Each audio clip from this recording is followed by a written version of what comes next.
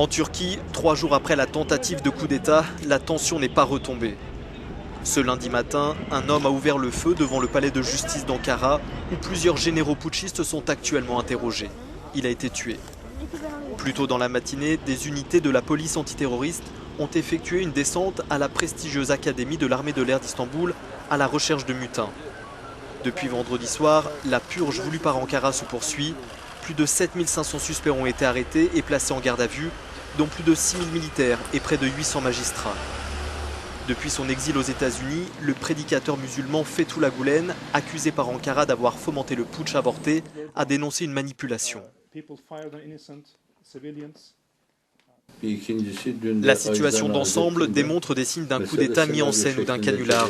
Si ça avait été un vrai coup d'État, les principaux dirigeants politiques auraient été arrêtés mais ils n'ont pas été touchés. Des bâtiments vides ont été bombardés, les gens ont tiré sur des civils innocents, des chars ont été positionnés dans plusieurs endroits et ils n'ont rien fait. Quand vous regardez ça, vous voyez que ça n'est pas l'image d'un vrai coup d'État. Le gouvernement turc a demandé à Washington son extradition, mais le secrétaire d'État américain en visite à Bruxelles a déclaré qu'aucune demande n'avait été transmise par voie officielle. La tentative de putsch aurait coûté la vie à au moins 308 personnes.